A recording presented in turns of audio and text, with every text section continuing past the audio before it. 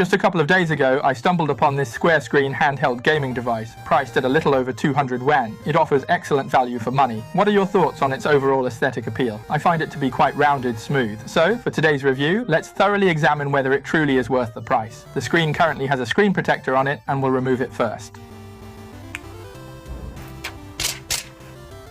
Its D-pad is positioned at the bottom. Personally, I believe it would be more ergonomic to have the D-pad at the top, considering this device features an A133P processor. For playing retro games, it's generally more convenient to have both the D-pad and the ABXY buttons located in the upper section. The ABXY buttons in this case are made with conductive rubber. This handheld gaming device is quite substantial in size, and it offers a very pleasant tactile feel. The ABXY buttons are made of translucent material, with their labels subtly printed on the underside. The D-pad itself is quite large. However, I must note that the finishing around its edges could be improved, as they feel a bit rough to the touch. Next, let's take a look at this joystick. It seems to have lighting effects around its periphery, but in reality it doesn't light up. The joystick is indeed depressible. You can push it down. It's said to be a Hall effect joystick, but judging by the joystick cap, it doesn't really resemble one. At the bottom, you'll find its 4 function buttons. The back button, and this one here is the menu. The menu, select and start buttons are situated in the bottom right corner. I personally believe placing them in these 2 spots would be more advantageous, making them more convenient to press. Adjacent to that, in the upper right corner, is its charging indicator light. Now, shifting our focus to the bottom, we find that it supports a charging speed of 5 volts at 2 amps. This unit features a microphone, a TF card slot for expandable storage, and a 3.5mm headphone jack. As previously shown, it runs on an Android system, and its screen is a touchscreen, which is a significant advantage. Compared to other square-screen handheld gaming devices, models that include a touchscreen typically come at a much higher price point, making this device quite competitive. It's around 600. For that price, it features a touchscreen and an Android system, which should satisfy the demands of many fellow gamers. On both the left and right sides, there are no ports, which suggests some ergonomic design considerations, providing a slight concave grip. You might notice the material here looks different from the rest. In reality, they are identical. Both are made of hard plastic, not silicone material. Let's examine the bottom section. The battery located at the base boasts a capacity of 5000 mAh. This particular model appears to be the D40max, identified by its logo here. It seems this device is primarily intended for export, with limited sales within the domestic market. Above, there seem to be touch-like openings. I'm curious if there's a dust filter mesh inside. It appears there might be one, and we'll take it apart later to find out for sure. At the bottom is its speaker grille, but this specific area doesn't have one. Let's look at the top. Here we have the power button, the volume controls, and the L1, R1 buttons. They use micro switches. The L2, R2 buttons are notably large, offering a broad range of motion, and they too utilize micro switches. I feel the wallpaper I've chosen really has strong visual cohesion with the device, wouldn't you agree? Its screen measures 4 inches. It has a 720 by 720 resolution. If we set the background to white, you'll notice the screen's black bezel, and this black border is quite wide, isn't it? When we talk about bezels, let's make a comparison with an earlier square screen handheld, the RGB30. You'll see that the RGB30's bezel now appears incredibly narrow. They both have the same 720 by 720 resolution. The 4-inch quite rounded RG Cube also boasts a narrower bezel than this one. All of these devices share similar screen sizes, and naturally their body sizes are quite alike, so we won't delve into further comparisons. Let's now dive into a game to check out its performance. It doesn't come with all of these emulator software pre-installed. It has some, but not a complete collection. What it does include is the NDS emulator, the DC emulator, Emulate for game streaming, and the PSP emulator. Apart from these, there are no others. We had to download the rest ourselves.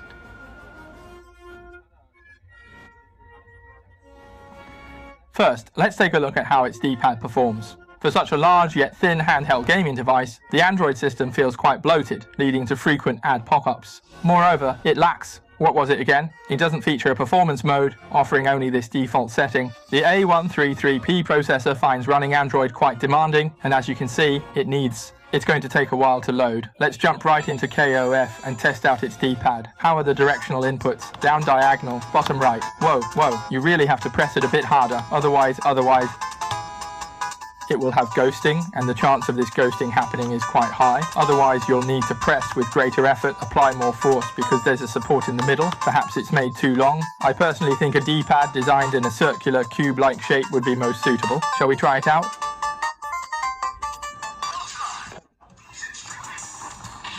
Mashing, it's really hard to pull off a move effectively. You have to really put some effort into it to get it to work properly. It's easier to pull off the moves, but using only the joystick just doesn't feel right. Now let's take a look at the NDS. I haven't added any overlays here. I've simply adjusted the screen layout to a top and bottom arrangement. Since this screen has touch functionality, it makes playing NDS emulator games a lot more convenient. Before, when there was no touchscreen, other open source handheld gaming devices such as the RGB30 and the RG Cube required the right joystick for touchscreen mapping. The sound quality is decent, emanating from the rear. I also found a feature where long pressing activates its dedicated front end. You can see, this compact device also has its own unique interface. It also has different categories, but you'll need to manually add the ROMs. Since it has a TF card slot, you can easily insert them there. However, this particular front end does not support Chinese. Even if you go into the language settings and select simplified Chinese, it won't work. Everything remains in English. Still, the interface itself is quite clean and manageable.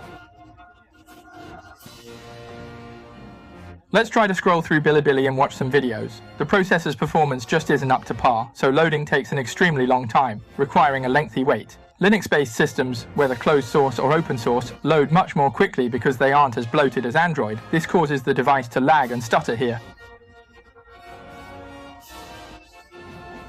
Let's click it a few more times. This one actually has vibration, unlike many other handheld gaming devices that lack this feature. After clicking, it still tends to take a while to load. It's Wi-Fi.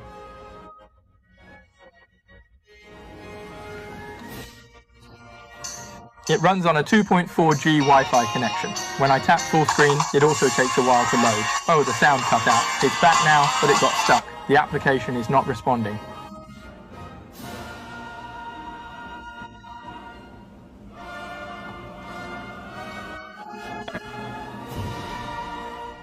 Let's just close this application, and can we scroll through videos on TikTok with this? Since it's an Android system, let's try again. It will likely take around 3 to 4 minutes to load. Let's just wait a bit more. It looks like it won't load, so we should just exit. Exiting also.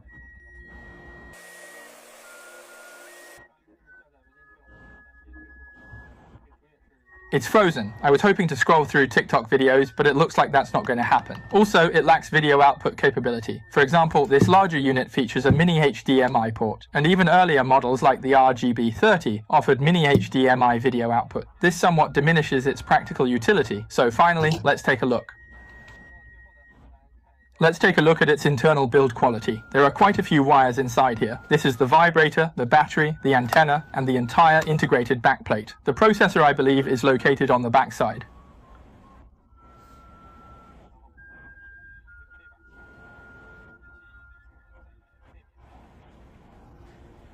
These are the micro switches for its L1R1 and L2R2 buttons. What do you all think of the internal build quality? It sells for over 200 yuan. Yes, the speaker is located on the back, and it's a single speaker, not dual speakers. Oh, and I almost forgot to mention, this area at the top has no heat dissipation. It's merely a hole for decorative purposes. Now let's summarize. In summary, the D-pad experiences issues when operated. The ABXY buttons have a good shape, size, and tactile feel. Regarding the joystick, it's yet to be determined if it's a Hall effect joystick. The screen's black bezel is quite wide and could have been made narrower. Additionally, it features a single speaker. As for the internal build quality, you've seen it for yourself. That's what the previous results showed. For these kinds of retro handheld gaming devices, the D-pad should definitely be on the top. The overall rounded shape and aesthetic appeal of this handheld gaming device are quite good. Regarding the system, it's Android, which is actually quite bloated. Loading software takes some time, especially for Android apps like Bilibili, which many want to use. To scroll through videos, such as TikTok, it requires 3 to 5 minutes for booting up, and at times it might even freeze. It's the most affordable Android handheld gaming device on the market, but it only marginally resembles an Android device. If it ran on a closed source or open source Linux system, its performance could potentially be enhanced. So finally, what do you think of this 200-something yuan square screen handheld gaming device? If you found this video review helpful, please give a like, comment, and share to support us. If there's anything else you'd like to know, feel free to leave a comment below. Wishing you all a happy day.